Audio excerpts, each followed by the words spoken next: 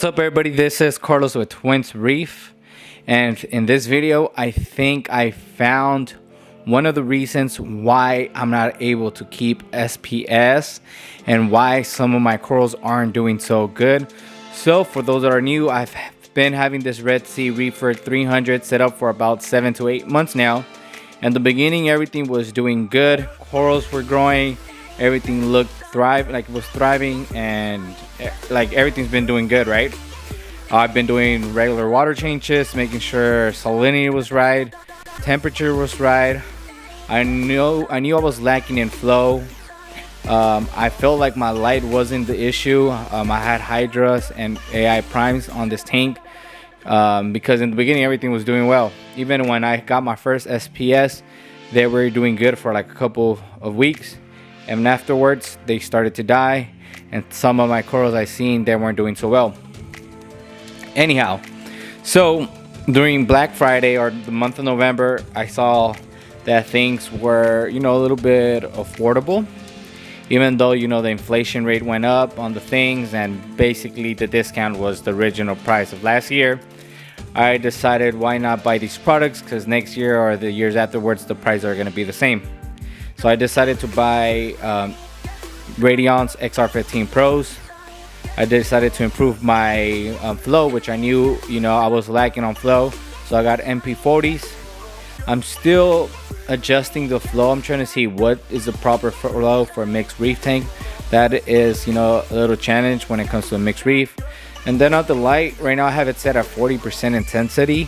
Once I get a par meter, I'm gonna take par readings, and I'm gonna have like anywhere from 250, or I'm hoping to have anywhere from 250 300 on top, and hoping to get at least anywhere from 120 to 160 on the bottom or on the sides of the tank. But even though after I upgraded my lights, my wave maker, my SPS aren't opening up, they aren't doing so well. So I decided, hey, I've never tested nothing. I never tested my water parameters or anything like that. I never dosed my tank. The only thing I checked regarding water parameters was my salinity, and according to me that was right. So I haven't checked everything like calcium, magnesium, phosphates, nitrates, which I'm going to do probably after a water change. Yesterday I did an alkalinity test with the Hana alkalinity test, and that little thing, guys, is super easy to use. I think my alkalinity, if I remember right, it was like 7.3, which is decent. It's not that low. For SPS you want anywhere from 7.5 to 8.5 alkalinity. I think 7 is decent too, but the higher the alkalinity, the better for the corals. Anyhow, so the alkalinity wasn't the issue, because 7.3 is, I think, is decent. You should have, your SPS and your other corals looking happy, doing well, even though the growth and the color is not going to be the same. But just today, I wasn't going to do it, but I was like, hey, I got out of work early, I'm going to do a water change. I opened up my salinity tester, the digital one.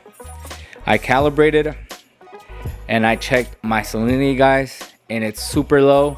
This whole time I've been using my refractometer, whatever. I can't say the word refractometer or whatever. Anyhow, so I've been using this thing here.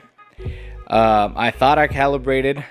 The one thing with this one, this is a cheap one from Amazon, probably like 20 bucks. I don't know, somehow with these things I always had where this thing will move and it'll get out of calibration real quick, or if not, you lose your calibration really quick after like every use. Also, I don't know if I'm right on this, you have to have a specific water temperature to calibrate these, and then your salinity that you're gonna add to your tank should be at that same temperature so you could get an accurate. So in the beginning I was doing that, and afterwards I was like, I don't think that's true, so I stopped doing that. Anyhow, I tested my salinity, my water, with the Hana test kit, and my salinity was super low. It was like at 28 parts per thousand, which it still is. I'll show you guys a little bit here. Alright, so it just turned on, and it's 27.9. Temperature is almost at 77, 78, which is decent for a reef tank. So parts per thousand is 28, and gravity, that's like 1.021, and ideal for any reef tank should be above 1.023, and most reefers, they tend to have their salinity anywhere from 1.025 to 1.026. So my salinity is super low, so I'm guessing that is one of the issues or reasons why my corals aren't doing so well, why my SPS were doing good in the beginning, they started to die off. So it's really hard. The thing with the fractameter, I'm gonna say that name wrong again. So it's really hard with these things, guys, because I don't know, some people, you know, they don't have issues reading the readings or the results of salinity through this little scope right here, but others they do, especially depending on what brand. Some brands, I'm guessing, I used to have the Red Sea one, it seemed to be like a little bit more bigger and clearer to see, where on this one, you know, it's a little bit harder. Also, I don't know, because if it's a cheap one, you know, the readings are a little bit off. But you know, I calibrated it with some RO water. Temperature from RO water is super low though.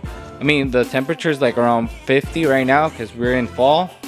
But you know, the reading after I calibrated with RO water at 53 and getting water from my tank, it was at 1.021 to 1.023, around there. I couldn't really see it, the freaking numbers, or the little readings are it was really hard to freaking see.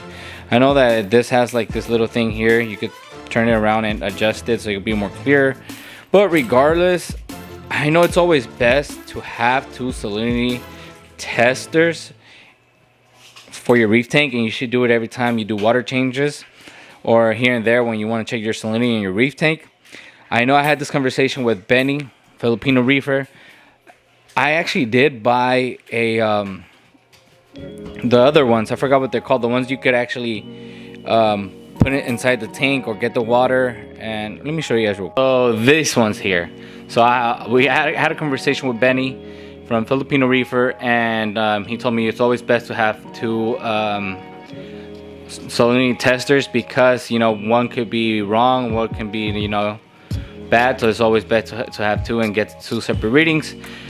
When we had that conversation, I did that, and I was doing that until my dogs brought this outside. It got muddy and I just never used it since. So it's always best, either you could use one of these and the other one, but again, these sometimes are not that accurate, and the one that I just placed down there, it's really hard to see. I decided to go with the Hannah one because, you know, it's more easier to use. It's digital, you're able to see it more clear. Those ones work too, but this one's a little bit nicer. Anyhow, so I'm guessing when I was adding water or doing water changes, you know, the salinity from my new buckets was low, and it was just bringing down the salinity to this tank. I mean, my LPS and softies are doing good, but my SPS are not doing so well. I recently did lose a torch. My green torch died. Then what else? Some of the SPS aren't doing so well. Some died. The Digitata, ECSPS, they died.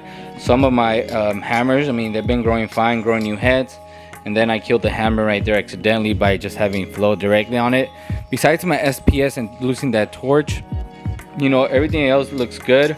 But again, LPS and softies are a little bit more forgiving comparing to SPS, which, you know, they're a little bit more, they require a little bit more better conditions of the water.